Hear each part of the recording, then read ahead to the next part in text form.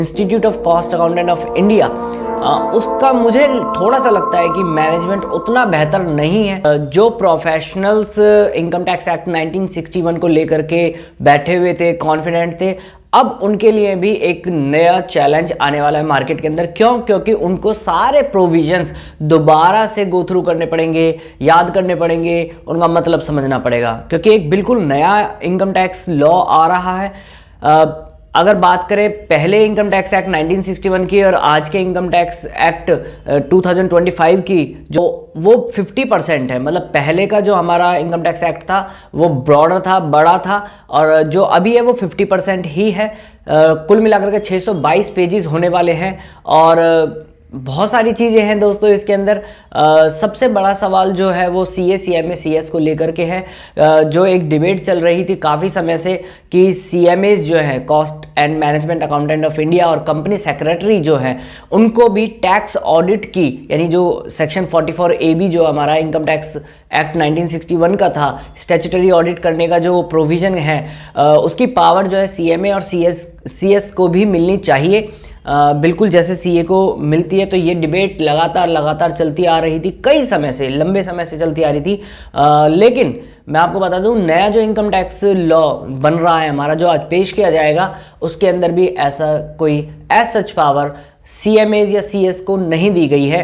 पर भी जो अकाउंटेंट वर्ड है उसको डिफाइन किया गया है एज चार्टर्ड अकाउंटेंट।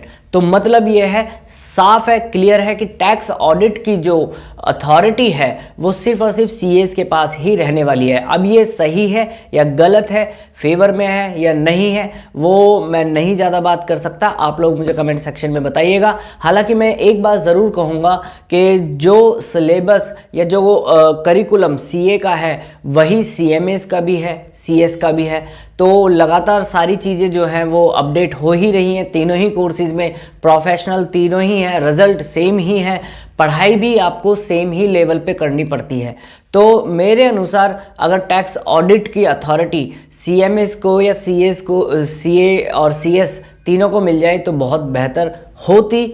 लेकिन चलिए जी, CMAs के लिए वैसे भी बहुत सारे स्कोप्स हैं और CS के लिए भी बहुत सारे स्कोप है, तो आप लोगों के लिए कोई ऐसा डरने वाली बात नहीं है। अगर आप CMA के स्टूडेंट हैं तो कमेंट सेक्शन में मुझे ज़रूर बताइएगा कि क्या आपको टैक्स अथॉरिटी से फ़र्क पड़ता है या नहीं पड़ता, क्योंकि आपके पास ऑलरेडी बहुत सारी ऑडिट की पावर है और CS के पास भी बहुत सारी पावर्स हैं, CS के पास भी पावर्स है।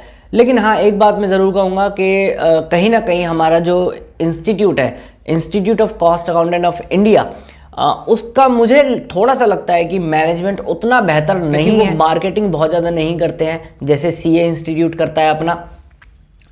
लोग ज़्यादातर जो है मार्केट में CA को ही जानते हैं, CMAs को तो जानते नहीं है। ये भी एक बड़ा सवाल मेरे सामने कई बार आता है। बच्चे पूछते हैं, सर ये CMA क्या है, हमने तो कभी सुना नहीं है। इवन जो प्रोफेशनल्स हैं उन्होंने भी CMA वर्ड नहीं सुना, वो भी ये पूछते हैं CMA क्या है, तो हमें बताना होता है बिल्कुल CA की तरह होता है। तो ये कहीं ना कहीं मुझे थोड़ा सा जो है परेशान करता है ये चीज़। लेकिन जो भी है, CMA की अपनी वैल्यू है खुद की और एक हिडन गोल्ड माइन है। You all know very well that कि इसकी काबिलियत पर शक किया ही नहीं जा सकता। करिकुलम बहुत बेहतरीन है, बस थोड़ा सा मैनेजमेंट पे अगर काम कर ले इंस्टीट्यूट तो that will be icing on the cake. अगर अभी तक आपने चैनल को सब्सक्राइब नहीं किया है तो make sure do subscribe our YouTube channel and press the bell icon also so that you will receive the notification about upcoming videos as soon as possible. So अभी तक के लिए इतना ही और मिलते हैं नेक्स्ट वीडियो में। तब तक के लिए take care, bye bye and keep learning guys.